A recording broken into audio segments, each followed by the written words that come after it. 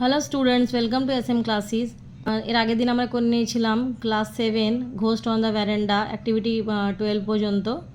তো আজকে আমরা করে নেব অ্যাক্টিভিটি 13 আর 14। চলো দেখে নিই।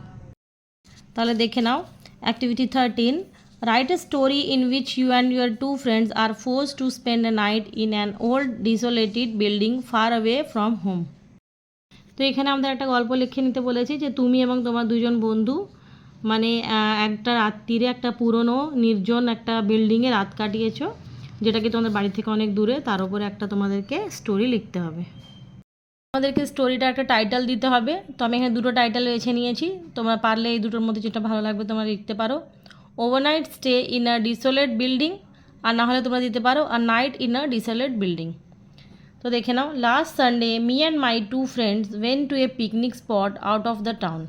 তো গত রবিবার আমি এবং আমার দুইজন বন্ধু মিলে শহর থেকে দূরে এক জায়গায় পিকনিক করতে গিয়েছিলাম। We went there in the morning, আমরা বেরিয়েছিলাম সকালে। We had decided that we would return in the evening, তো আমরা সিদ্ধান্ত নিয়েছিলাম যে আমরা বৈকালে ফিরে আসব। On the way back our car suddenly stop, তো রাস্তায় আমাদের গাড়ি হঠাৎ থেমে গেল। ইট ওয়াজ নট স্টার্টেড, এটা স্টার্ট হচ্ছিল না। There was no one accept the open fields the both side, ওখানে কেউই ছিল না, শুধুমাত্র দুধারে মানে রাস্তার দুধারে ছিল খালি খালি মাঠ। We Sai house a little far away, আমরা দেখলাম কিছুটা দূরে একটা বাড়ি আছে। We decided to stay that night in the house, তো আমরা সিদ্ধান্ত নিলাম যে সেই রাত্রিরে আমরা ওই বাড়িতেই কাটাবো।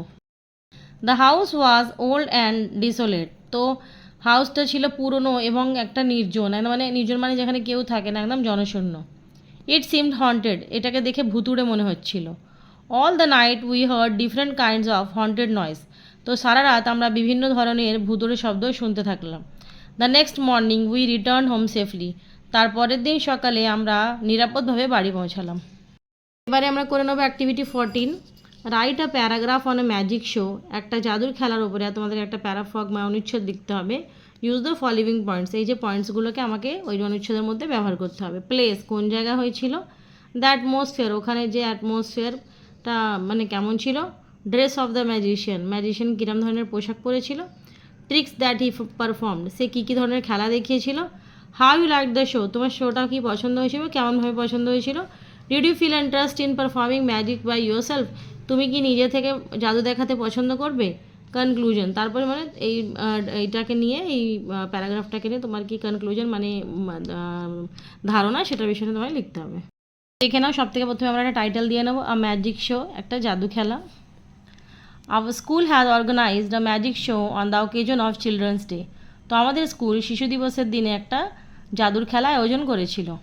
All the student were very happy about this, প্রত্যেকটা ছাত্র এই বিষয় নিয়ে খুবই মানে খুশি ছিল। Finally the magician appeared in front of us, তো অবশেষে মানে জাদুকর আমাদের সামনে প্রকাশ্যে এলো।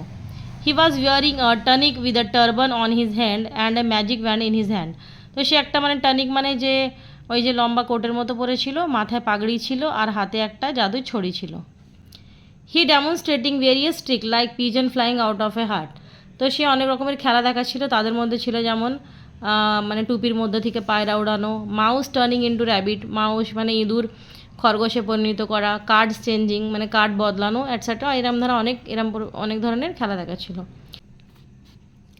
I really enjoyed the show and thought if I could perform magic too, আমি খেলাটাকে খুব আনন্দের সাথে দেখছিলাম এবং ভাবছিলাম যে যদি আমিও জাদু করতে পারতাম। This show গ্রিউ my interest in magic, তো এই শোটা দেখে আমার মানে জাদুতে রুচিটা বেড়ে গেল। আশা করি তোমাদের আমার এই ভিডিওটা খুব ভালো লেগেছে।